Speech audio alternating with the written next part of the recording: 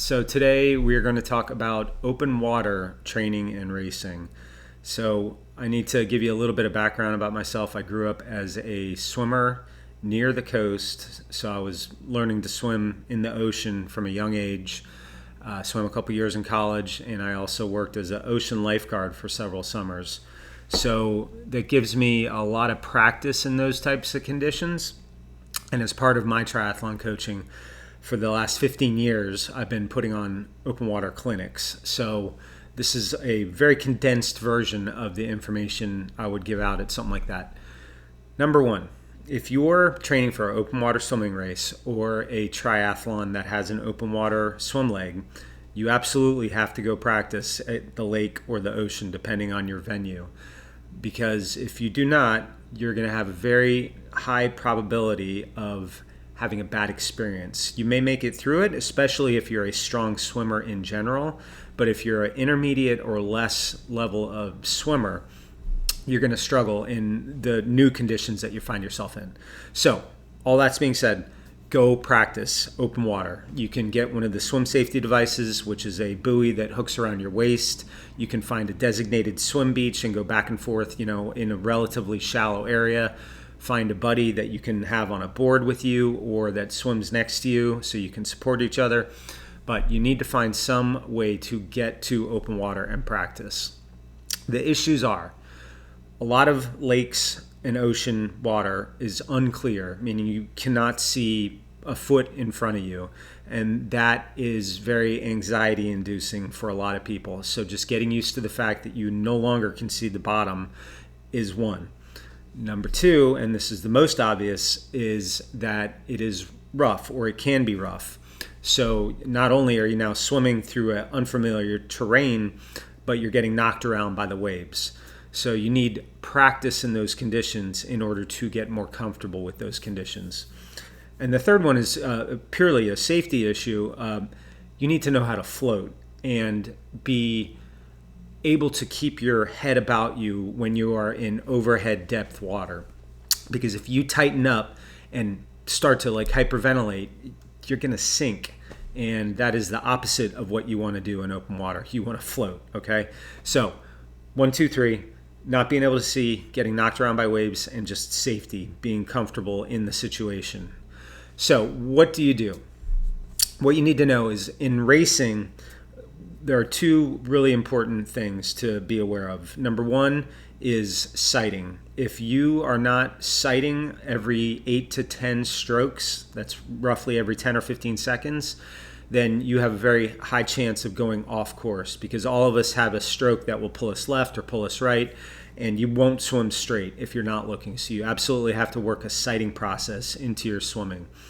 The next one is being comfortable with other people accidentally running into you. Incidental contact, this happens a fair bit in triathlons. The bigger the triathlon is, the more it's going to happen.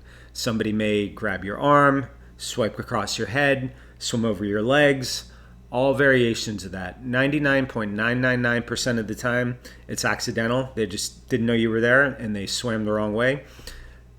Maybe there's an occasion where there's somebody who's, not having a great day and they freak out a little bit. Hopefully you never experience that. So, incidental contact and sighting. Where it gets crowded is going to be the starting corral, right? There's going to be a lot of people that get fired up. They go pretty hard for the first 100 or 200 yards. Maybe there's contact, right? Because we're all swimming all along in a straight line to a buoy that's 100 or 200 yards out.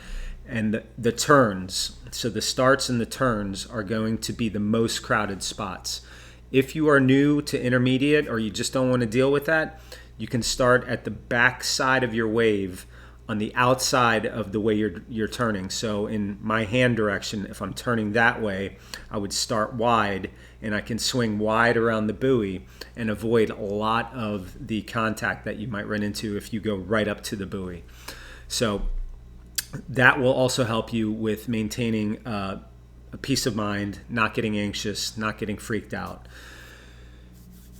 The finish usually is not going to be a problem, although you will be corralled, so you'll be coming into an area where there are going to be more people around, but generally everybody has found the rhythm. Nobody's trying to win the finish unless it is a pure swimming race, which is a different story.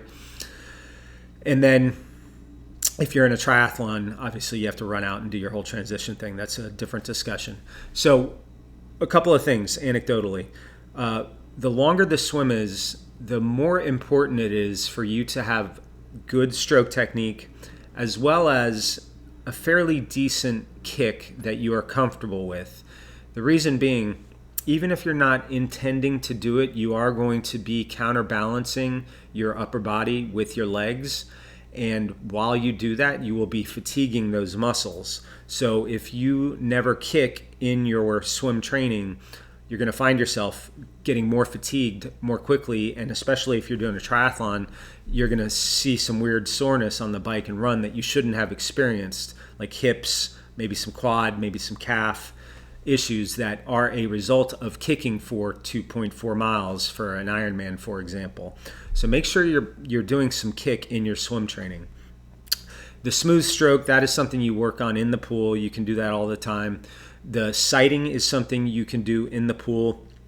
That's where the perfect one is alligator eyes. And in my example, I would peek my head up as my right hand goes forward. So just my eyes would be looking out. Face would go back in the water and then turn to breathe. Another version of that would be to push down a little bit. I breathe on my right. Push down a little bit and then kind of look up and breathe forward as you're taking that stroke. So those are two versions of the same thing. The second one is going to put a little more strain on your neck, but it is also more useful if you're in choppier water. Now, flat water, beautiful, no problems. You can do your nice long swim stroke. Choppy water, if you're swimming into the chop, generally you want to shorten your stroke or increase your turnover rate a little bit because the water is now actively pushing against you. If the waves are pushing you from behind, that's when you can really stretch out and reach out longer. You'll really notice it if you happen to have a wetsuit on. If the waves are coming from the side that you breathe, you have two choices. One is you can breathe to the other side if you are competent and comfortable doing that. Or two, you roll more so that your face is more directly looking up to the sky versus looking into the water. Because there is a chance you're turning and the wave hits you right here. If you're not super hyper aware of what the water's doing, you're going to inhale water there, and you don't want to do that. Wetsuits. If you're going to use a wetsuit, you 100% need to be comfortable in the wetsuit, which means trying it out more than once. It should be snug but not constrictive, and you really want to make sure you pull the legs and crotch all the way up and then the back all the way up, so you're not having the wetsuit pressure pulling on your shoulders, pressing down on your shoulders, because that's super duper uncomfortable. I'm partial now to sleeveless wetsuits and then adding a speed sleeve because that gives you freedom of movement through this area. The wetsuits, especially the higher end wetsuits, are pretty good about mobility, and in theory the full sleeve wetsuit is going to be slightly faster than a sleeveless with the speed sleeves.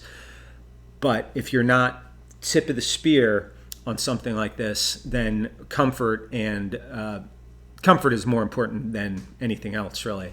So make sure you try out your wetsuit. Make sure you practice in the wetsuit. If you're going to be doing a triathlon, you might consider cutting the last 2 inches of the leg off the wetsuit so that it will roll off your body easier. And always apply Body Glide or something like that to both your skin and to the outside of the suit on both your arms and legs so that it will slide off easier. Wetsuit maintenance, make sure you rinse it out after. Try not to leave it in your car for 8 hours in the middle of the day because it will start to melt. And the better you take care of it, the longer it'll last. Wetsuits after 8 to 10 years, their flexibility does start to decrease, so don't be a total cheapo like me and hang on to it to the point where you can't breathe anymore because your body has changed and the wetsuit's not flexible. So replace it every few years. There's going to be another video over here. I hope this was helpful. Our next clinic is September 20th. like and subscribe. See you next time.